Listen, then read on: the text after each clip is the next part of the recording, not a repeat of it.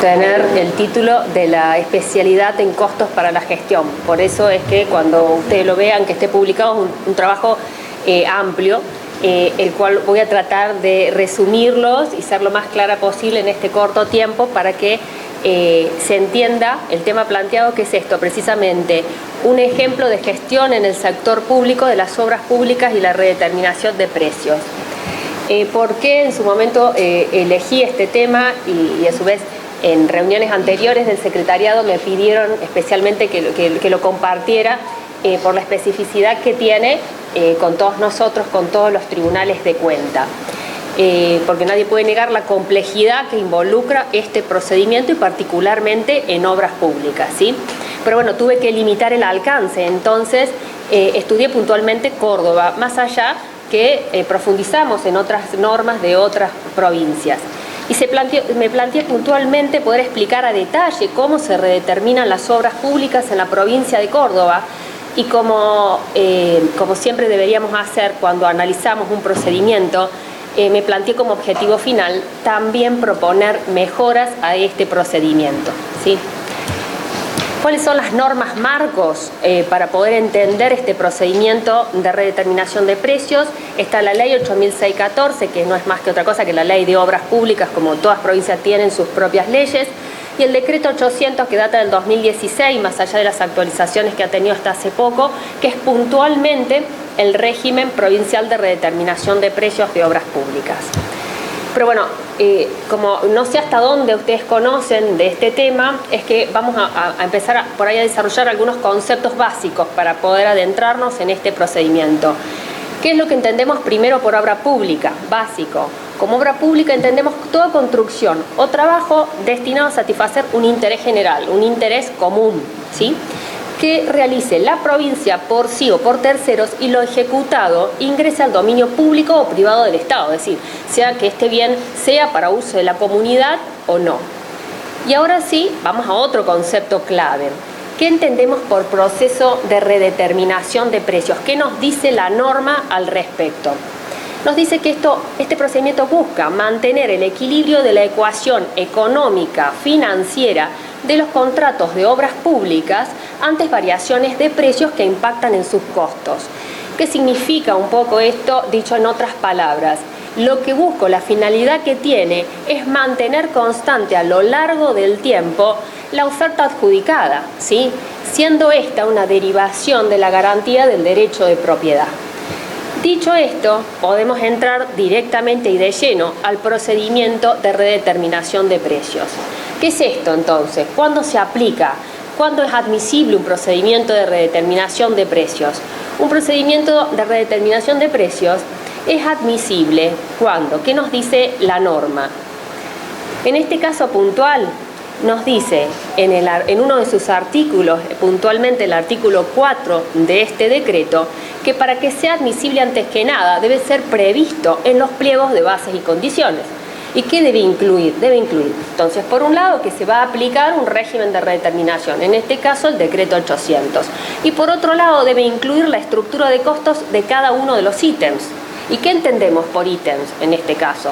Se entiende por ítem el grado de detalle de la obra, las actividades, la agrupación de tareas que hacen a las actividades.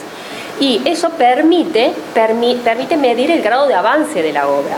A su vez, la estructura de costos de cada uno de los ítems debe estar compuesta por uno o más factores. Y usted dice, ¿y qué es esto de los factores? Los factores es lo que nos va a permitir medir y hacer el seguimiento de la variación de precios. Ahora, ¿se puede usar cualquier factor? No. ¿Qué factor dice la norma que podemos utilizar? La norma nos habla específicamente en otro de sus artículos de que se pueden utilizar 46 factores de costo. Está estandarizado esto para todas las normas. Esto fue una gran evolución allá por el año 16, en donde entonces todas las obras y las estructuras de costos de las obras de la provincia de Córdoba utilizan estos factores de costos. ¿Quién puede agregar un factor de costos? La Dirección General de Compras y Contrataciones. ¿Quién mide mensualmente los índices de precios de cada uno de estos factores de costos? La Dirección General de Estadísticas y Censos, ¿sí?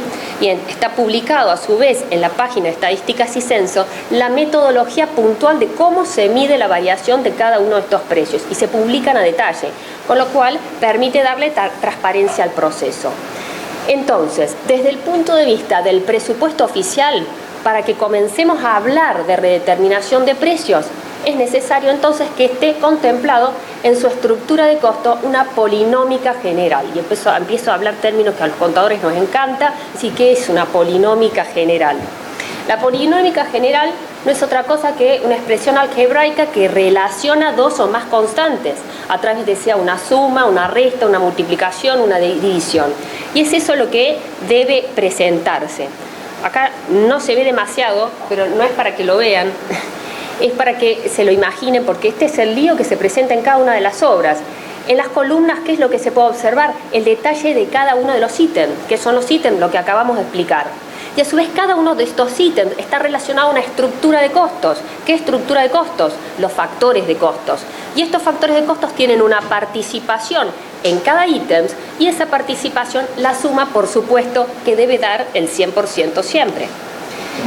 Por otro lado, ¿qué necesitamos realizar respecto al presupuesto oficial? Necesitamos conocer la participación de cada ítem en la obra. Ahora, ¿qué es esto? Cada ítem de la obra debe estar relacionado primero a una unidad de medida. Si no tenemos la unidad de medida, después no podemos certificar. Eso es como un concepto básico. Después necesitamos conocer la cantidad relacionada que se va a ejecutar a lo largo de esa obra por cada uno de esos ítems. Y después necesitamos conocer el precio unitario. La multiplicación del precio unitario por la cantidad nos da el presupuesto oficial de cada uno de los ítems. Y la suma del presupuesto oficial de cada uno de los ítems nos da el presupuesto total. ¿Cómo obtenemos la participación de cada uno de los ítems? Por el cociente del presupuesto oficial de cada uno de los ítems dividido, por supuesto, el presupuesto total. Y así tenemos la participación. Después, algo que se empieza a complicar un poquito, necesitamos conocer cuál es la ponderación de cada factor de costos. ¿Y cómo hacemos para calcular la ponderación de cada factor de costo? Y ahí, sí o sí, no nos queda otra que volver a la estructura y la polinómica general. Y en este caso puntual, lo que debemos hacer es una suma producto para cada uno de esos factores de costo, multiplicando ¿qué? La participación de cada uno de los ítems por la participación de cada factor en cada ítem. Es un trabalengua, pero en realidad es hasta que realizan la primera redeterminación que se dan cuenta que esto es mecánico y es siempre lo mismo, ¿sí? Pero es un dato que es necesario realizar. Dicho eso, es todo lo que tiene que tener el contenido del presupuesto oficial, pero no termina acá. Todavía no empecé la obra, todavía no empecé un procedimiento de redeterminación de precios, me estoy preparando, ¿sí? Estoy calentando motores, como quien dice. Tengo que decir ahora, ¿qué pasa con la oferta que se adjudica o las ofertas que se presenten? ¿Qué es lo que deben incluir? ¿Qué nos dice la norma? Nuevamente, los pliegos de bases y condiciones también deben incluir la obligación de los oferentes de presentar ¿qué cosa? El presupuesto desagregado por ítem, nuevamente, que en este caso será la oferta, ¿sí? Y su incidencia sobre el precio total. La curva de inversión ya acá incluye un concepto nuevo, que ya vamos a ver qué es lo que es, y finalmente los cuadros de remanentes a ejecutar, ¿sí?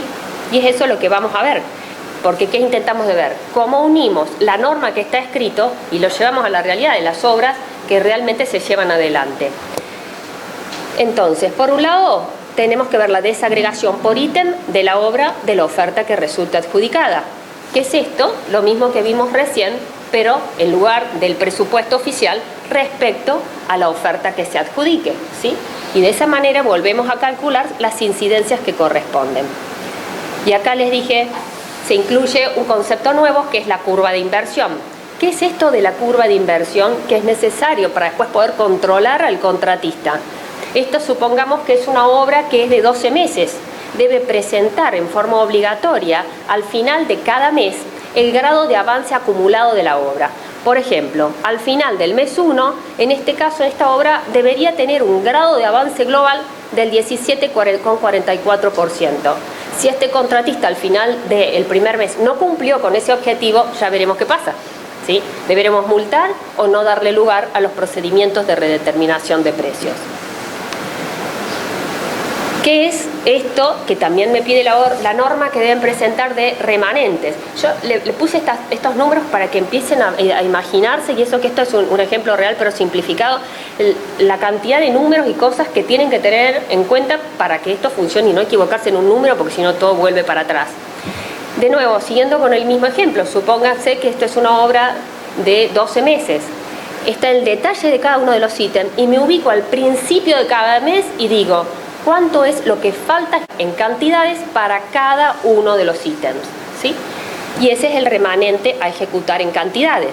Y de la misma manera se presenta el remanente a ejecutar en porcentajes, que no es otra cosa que calcular los porcentuales de las cantidades, transformarlos en otra unidad de medida que es en porcentajes.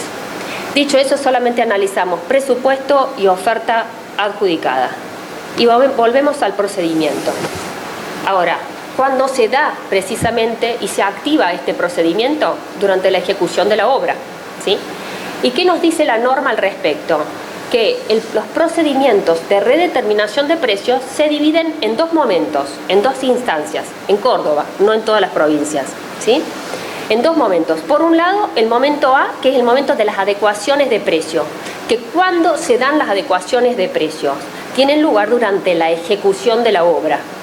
Y un momento de redeterminación definitivo que se da a la finalización de la ejecución de la obra. Pero creo que ya me agité y todavía no les expliqué nada de qué se trata esto nuevamente. Vamos a el primer momento que les decía, de adecuaciones provisorias de precio. Acá en la presentación que les voy a compartir, y después seguramente vamos a tener todos, está desarrollado todo el caso práctico de un ejemplo puntual de una obra que se cambió el nombre y los valores, pero es una obra real que se llevó adelante en Córdoba. Vamos a ver solamente la primera adecuación de precios para que se entiendan los pasos que son necesarios dar en cada una de las adecuaciones provisorias de precios. Vamos a imaginar que se llevó adelante un procedimiento de contratación, una licitación de una obra pública. Supongamos que se presentaron ofertas en abril del 2021 y en el mismo mes se adjudicó y se hizo el acta de replanteo, que el acta de replanteo es la que nos indica cuándo acordamos entre contratista y comitente que va a comenzar efectivamente una obra. En este caso nos vamos a imaginar que la obra comienza en el mes de mayo, ¿sí? Ya comenzó la obra, ¿sí? Y ahora empieza a tener vida propia este procedimiento, que es lo que las obras tienen vida propia y este procedimiento tiene vida propia, ninguno es igual a otro. Las fórmulas solamente se igualan, pero todo cambia. ¿Cómo se activa? ¿Qué nos dice la norma? Para que se empiece a activar este procedimiento es necesario que haya una solicitud por parte de la contratista. Es decir, puntualmente en el artículo 16 nos dice la adecuación provisoria que implique un aumento en el precio debe ser solicitada por el contratista. Si no la pide el contratista, todo continúa igual con los precios vigentes hasta ese momento, ¿sí? Ahora bien, ya se dio la solicitud por parte del contratista. ¿Cómo sigo? Tengo que ver si es admisible o no esa solicitud que está haciendo el contratista. Entonces, ¿qué tengo que analizar? La variación de referencia. ¿Qué me dice de nuevo la norma? Que para que una adecuación provisoria sea admisible, es necesario verificar que los precios ponderados de sus factores superen la variación del 10%, analizando ¿qué? La estructura de costos de la obra, ¿sí? O sea, todavía no empecé con el cálculo, estoy viendo si es procedente o no es procedente. Para eso, ¿qué tengo que hacer? ¿Cómo calculo esta variación de referencia? Esta variación de referencia se calcula considerando una suma producto entre ¿qué?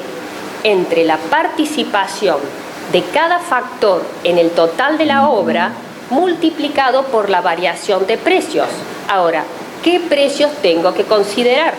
Debo que considerar la variación de precios entre el mes anterior de la presentación de la adecuación provisoria y el mes anterior de la presentación de la oferta, en caso que sea la primera adecuación de precios.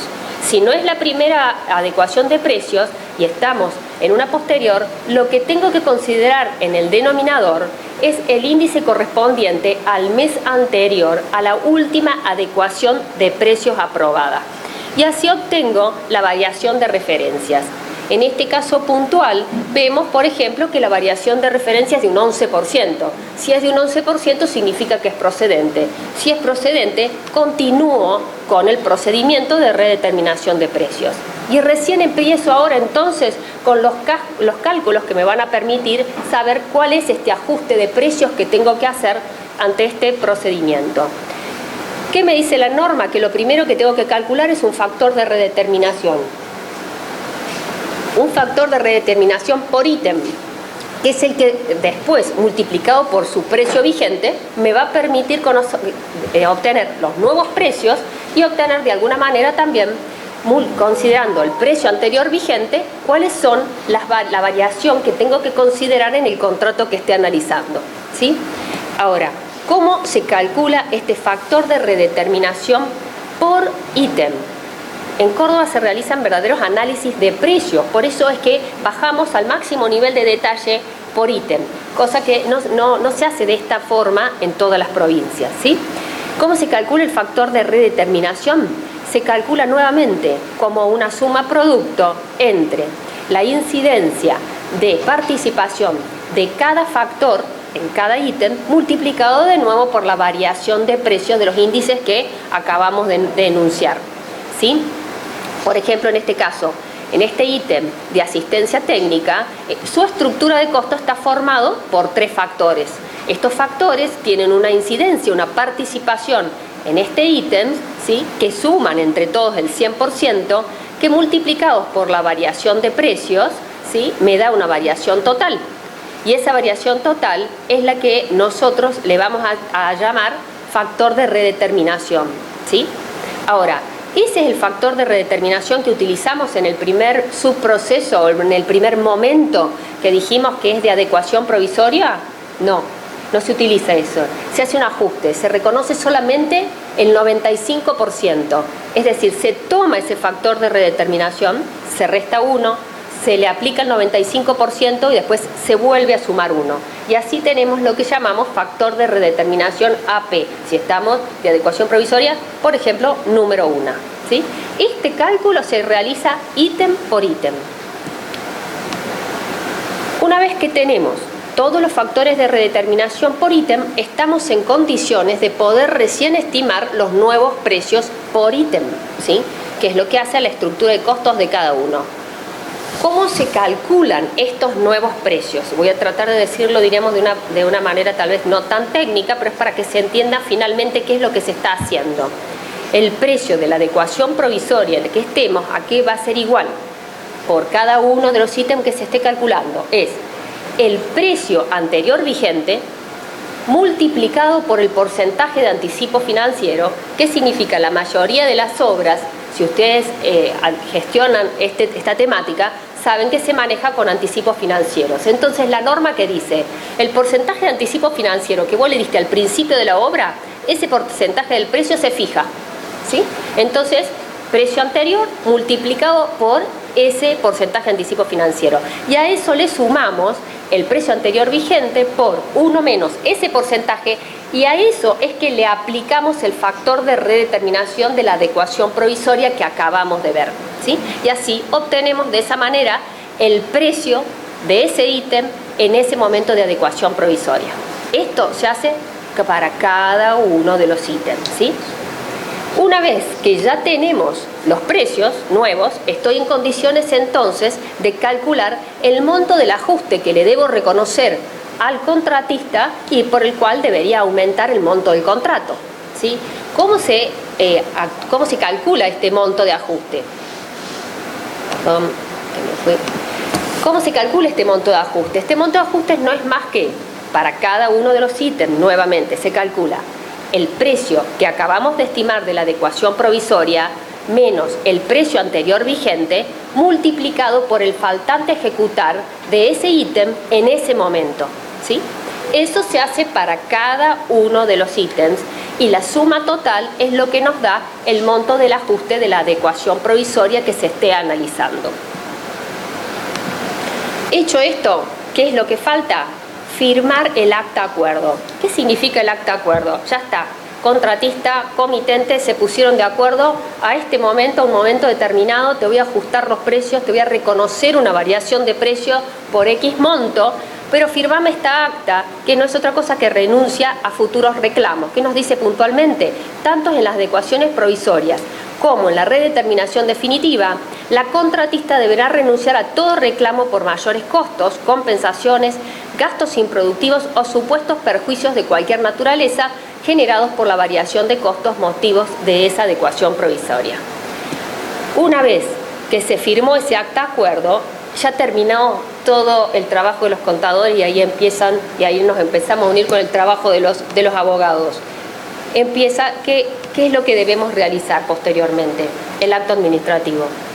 Realizado el acto administrativo, considerando que Córdoba tiene intervención previa, es necesario que mande todo el expediente a intervención del Tribunal de Cuentas para obtener la correspondiente visación. Obtenida la visación, recién ahí es posible y se ejecuta presupuestariamente el compromiso por el monto del ajuste de la adecuación provisoria que se esté analizando. Y por supuesto, de ser necesario, se hace el correspondiente ajuste de la garantía de ejecución de obra, en donde todas las licitaciones que se realicen de obras públicas es necesario, la norma así lo exige, tengan garantía de ejecución. Dicho esto, terminamos la parte de adecuación provisoria. ¿Qué es lo que sigue? Ya está, terminamos la obra, ¿sí? Si terminamos la obra, vamos a proceder en lo que hace a la redeterminación definitiva.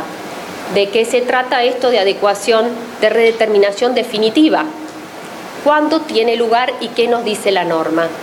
La norma nos dice que a partir del acta de recepción provisoria de la obra, el contratista tiene 30 días para solicitar la redeterminación definitiva. Y es eso lo que se hace. ¿Cuál es el procedimiento? Repasándolo con ustedes. Entonces, se da, ya está, la obra se terminó. Entonces se procede a realizar el acta de recepción provisoria de la obra, se procede a devolver la garantía de ejecución correspondiente y posteriormente el contratista nuevamente solicita la redeterminación definitiva. Y es ahí cuando la comitente debe calcular el saldo a reintegrar. ¿Y qué se imaginan que será ese saldo a reintegrar? También, esto para que vean la complicación del tema, no se ve nada ahí. El saldo a reintegrar, y esa es la fórmula real que se hace para cada uno de los ítems. Y en realidad, de nuevo traducido en jerga no técnica, es devolver ese 5% que no le reconocí en el momento de la adecuación provisoria por los faltantes a ejecutar a cada momento por cada uno de los ítems, ¿sí? Es decir, en este caso puntual, por ejemplo, para el ítem de demolición de pavimento existente, ¿cómo sería? Esta es una obra, por ejemplo, que tuvo, como dijimos, 12 meses y tuvo, imagínense, 3 adecuaciones provisorias de precio. Lo que se hace es, para cada ítem, me fijo cuál es el precio redeterminado menos el precio de la adecuación provisoria y a eso le sumo el faltante a ejecutar. Y ahí me da el saldo a reintegrar, pero solo de la adecuación provisoria número 1, ¿sí? Pero a eso le tengo que sumar puntualmente también lo de la adecuación provisoria número 2, que ¿cómo sería la adecuación provisoria número 2 en este caso? En este caso sería el precio de redeterminado número 2 menos el precio de la adecuación provisoria número 2, pero acá se complica un poco más. A eso le tengo que restar nuevamente el precio redeterminado número 1 menos el precio de la adecuación provisoria número 1 multiplicado por el faltante a ejecutar en el momento de la adecuación provisoria número 2. ¿Sí? ¿Por qué esto es así? Porque el precio es acumulado, no estoy hablando de variaciones acá, sino serían simplemente a cada momento la diferencia entre ambos precios. Y la adecuación provisoria número 3, en este caso ese ítem que les nombre, no correspondería simplemente porque el faltante a ejecutar a ese momento es 0. ¿Sí? Así hago una estimación ítem por ítem y calculo el saldo a reintegrar, que me va a dar un total que le voy a tener que reconocer y pagar y certificar al contratista. ¿Sí? Y continúo con el proceso. ¿Qué se hace posteriormente? De nuevo, como dijimos, se firma el acta de acuerdo de renuncia para futuros reclamos, ya se puso de acuerdo la comitente con la contratista en el monto, está todo bien y se procede recién ahí, posteriormente, nuevamente a hacer el acto administrativo, a enviar al Tribunal de Cuentas para su intervención y obtener su correspondiente visación, si no, no puede continuar el trámite. Y posteriormente se hace el ajuste nuevamente de la orden de compra, se ejecuta nuevamente la etapa del compromiso, aumenta el valor del contrato, certificación, pago, se hace el acta de recepción definitiva y finalmente cómo terminan estas obras con la devolución del fondo de reparo correspondiente. Verán, me apuré muchísimo para llegar hasta el final. No sé lo que se habrá entendido, pero lo que quiero que quede claro es la complejidad del procedimiento. Y que más allá de la complejidad del procedimiento, les voy a contar algo. Yo participé junto con otro equipo en lo que hace a la redacción en su momento del decreto 800.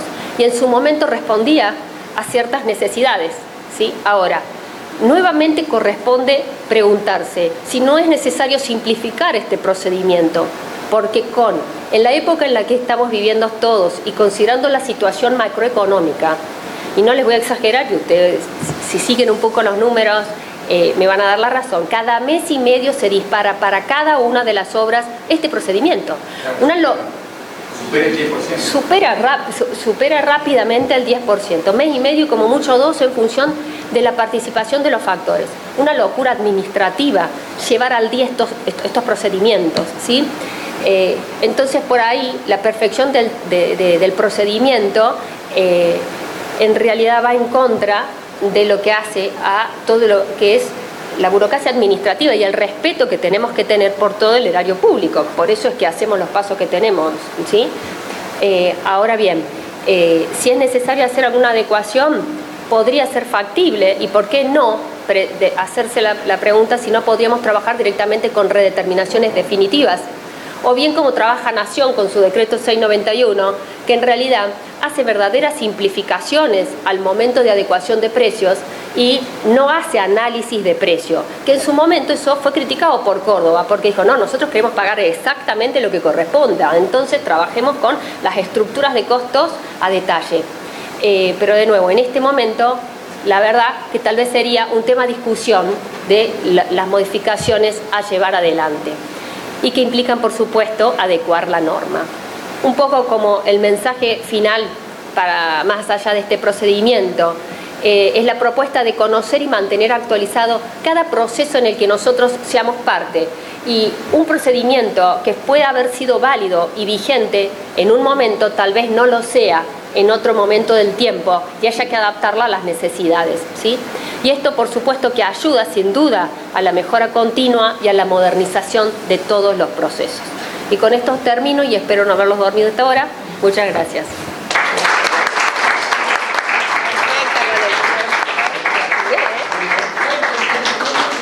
Si alguien desea hacer alguna pregunta a la contadora Ramos o algún otro aporte. Me asustó, ¿quién anotó un papel?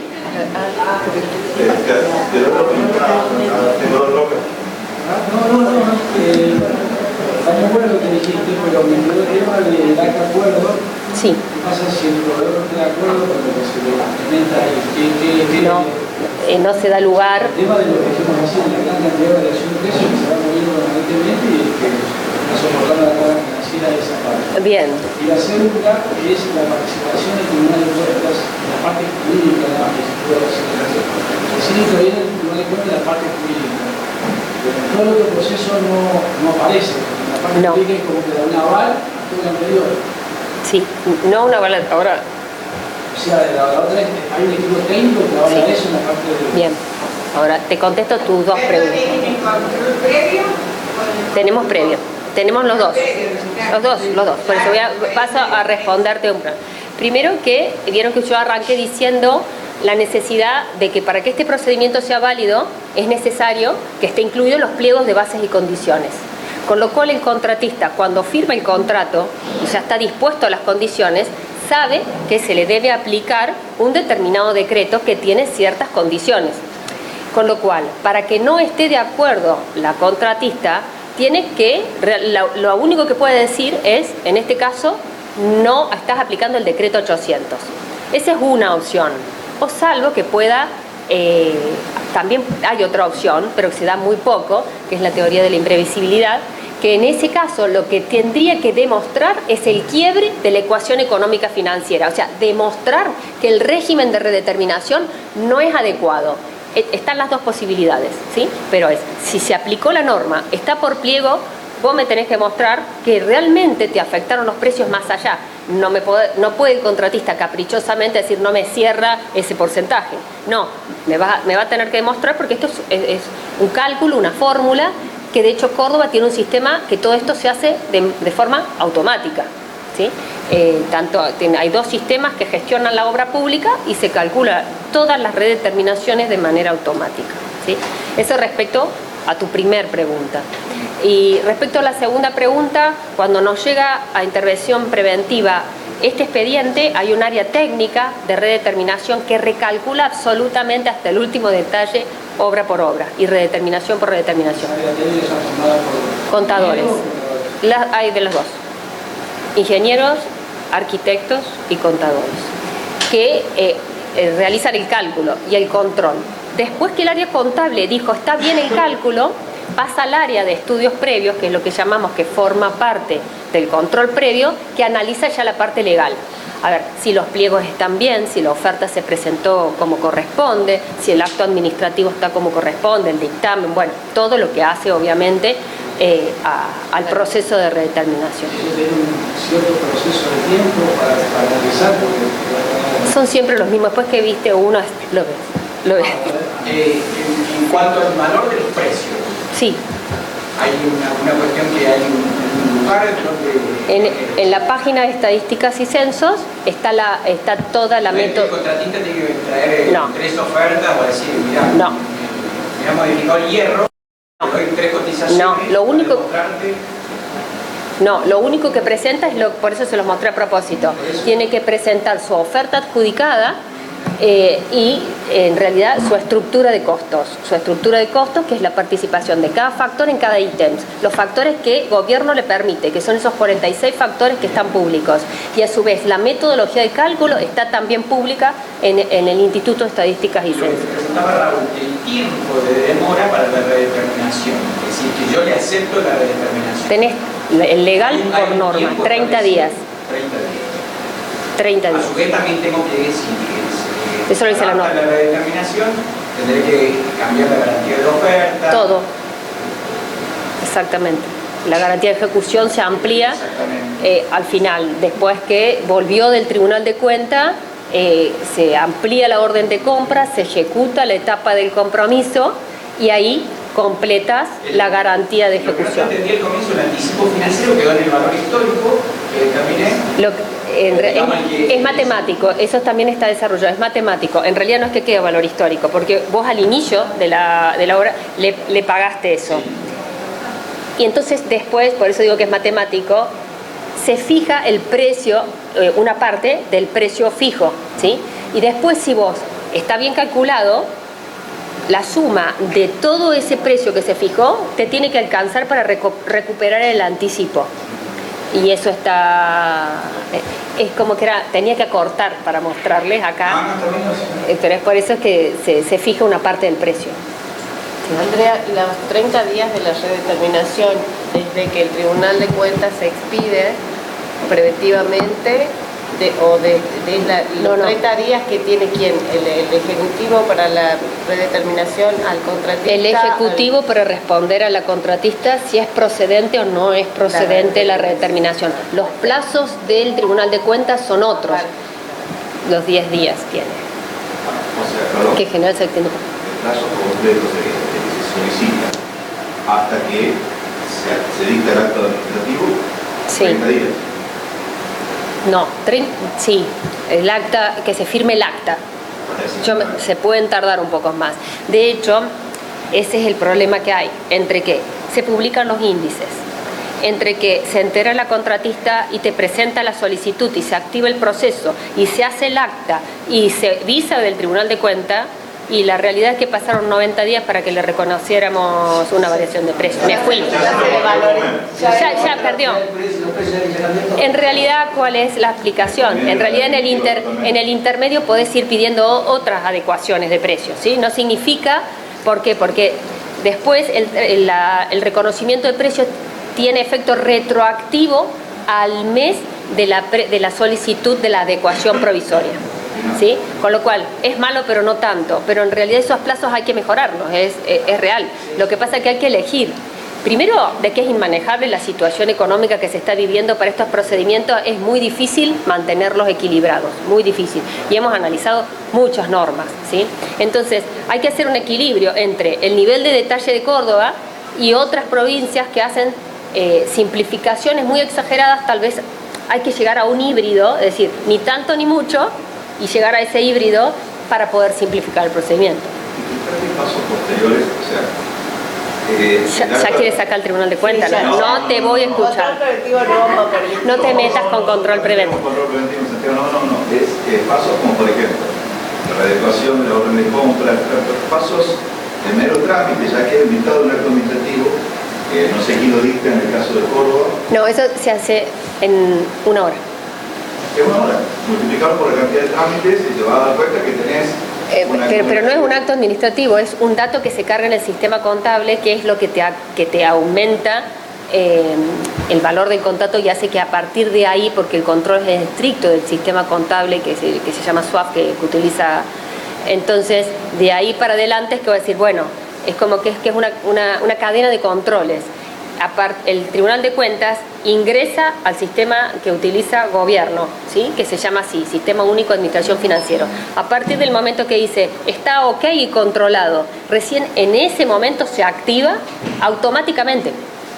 Se ejecuta el compromiso, se aumenta automáticamente el contrato y ahí vienen las otras acciones que no es posible hacer de manera automática, como por ejemplo completar la garantía de ejecución.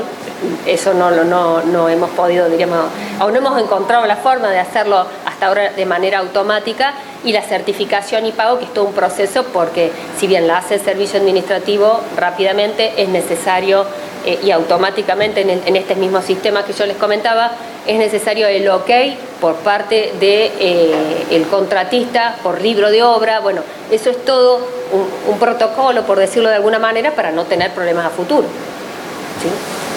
Es como que es difícil, da para discutir largo rato. Muchas gracias, Andrea. La verdad que ha sido sumamente clara, a pesar de que el tema es complejo, pero creo que lo han resumido con mucha destreza. Así que muchas gracias. Bueno, muchas gracias.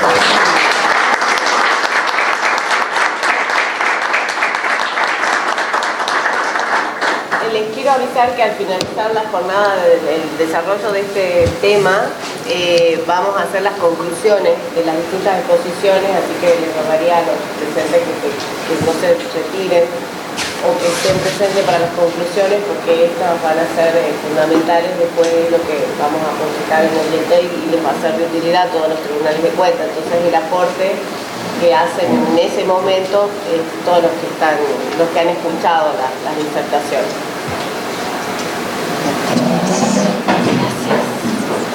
Yo que soy abogada de